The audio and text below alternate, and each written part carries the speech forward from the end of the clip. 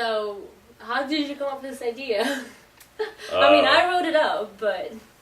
Well, I mean, I'm not going to take all the credit back here. in January. No, back in January, Svetlana and her crazy ideas.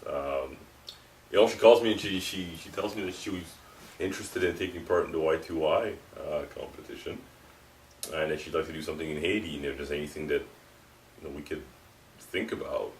And so my thinking, so I started kind of thinking about what some of the needs are in the country, some of the issues about the way that it had to be at youth. And the fact that it had to be targeted at youth.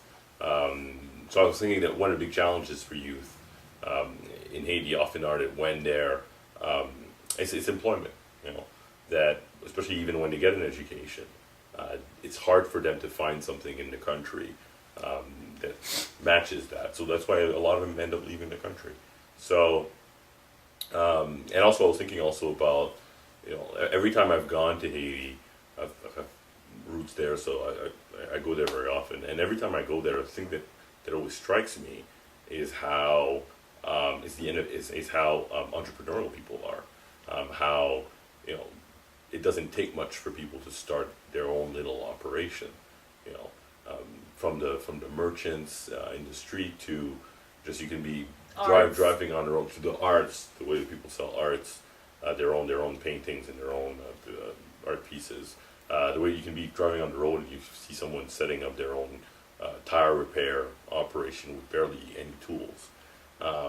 So that spirit is there.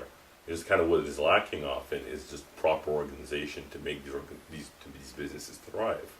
So we're going back and forth a lot with it, and that's how we developed this idea of working with a technical college.